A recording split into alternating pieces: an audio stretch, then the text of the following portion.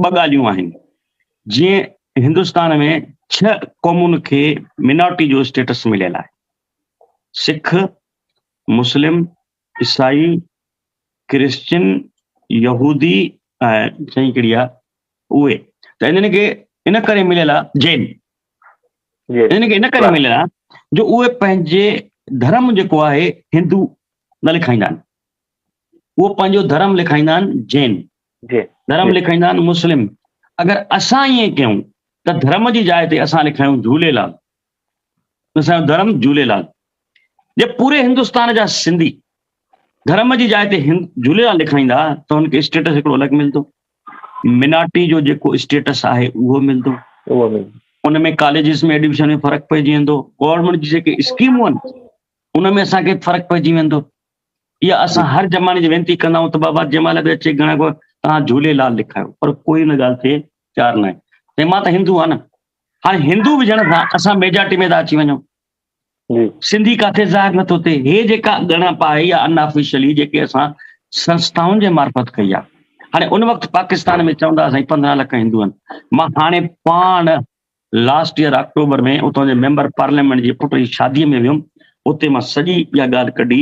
हुननि मूंखे facts figure सां ॿुधायो त भई तव्हां जेको साईं गणप कयो था उन में तव्हां मेंगवाड़ा कोन था खणो, मारेचा कोन था खणो, बागड़ी कोन था खणो, भील कोन था खणो।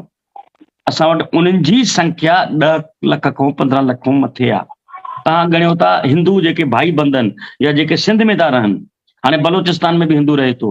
तव्हांखे ख़बर आहे कंधार में बि हिंदू रहे, पंहिंजो बलोचिस्तान में पंहिंजो पेशावर में बि हिंदू रहे थो, रहमियार खान में बि हिंदू रहे थो, लाहौर में बि हिंदू रहे थो, गुरुद्वारनि में जेके रहनि था। त इहे बि तव्हां ॻणियो त उन मूंखे ॿुधाई त असां अनऑफिशियली ॻणप कराई आहे त असां 36 लख जे लॻभॻि हींअर सिंध प्रांत में आहियूं। त इन करे जेके दादा आंकड़ा अॻु में हुया उहे 80 लख या 1.25 करोड़ 30 लख इन बेसिस ते हुया। पर हाणे असां जीअं तव्हां खां पुछोसीं भई तव्हांजी दुनिया में घणा सिंधी आहिनि, हिकिड़ो पंहिंजे जेके कैलकुलेशन्स कयूं थी तॾहिं असांखे ख़बर पई। हाणे असां हाणे कोशिशि कयूं था त सभिनी संस्थाउनि जी मार्फत जेके बि संस्थाऊं आहिनि उनखे चवंदा त पंहिंजे संस्था जी तव्हां डिक्शनरी ठारायो त तव्हां वटि केतिरा सिंधी तव्हां वटि आहिनि शहर में। मेंबरनि जी पंहिंजी न ठारायो, सॼे शहर जी ठारायो, घटि में घटि पंहिंजे वार्ड जी ठारायो। नगर सेवक आहे हुन वार्ड में घणा सिंधी आहिनि।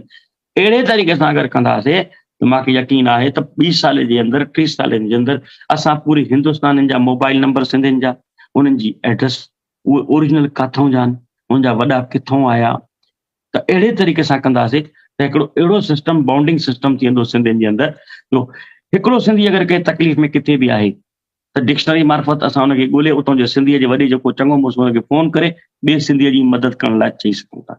असांजो एम इहो आहे। असां हींअर इंटरनेशनल जेका असांजी एसोसिएशन आहे अलायंस जी, उन जे थ्रू इहो कमु कयो आहे त वर्ल्ड में जेके बि असांजा वॾा वॾा सिंधी आहिनि उन्हनि सभिनी खे कनेक्ट कयो आहे। हाणे ताज़ो असांखे अफ्रीका में हिकिड़ो प्रॉब्लम पेश आयो, हिकिड़ो ॿार जो एक्सीडेंट थी वियो, उते को ट्रीटमेंट न पई मिले। असां उते फ़ोन कयोसीं। हींअर असांजे मलेशिया में प्रोग्राम आयो, असां प्रॉब्लम थियो, हिकिड़े माण्हू खे हार्ट अटैक थियो। असां दत्तुक शाह राणाई खे फ़ोन कयोसीं। दत्तुक शाह राणाई वियो, हुनखे खणाई, हुनखे एडमिट करायईं, हुनजी बाईपास करायईं, इंडियन जी वापसि मोकिलियईं, असांखे फ़ोन कयईं।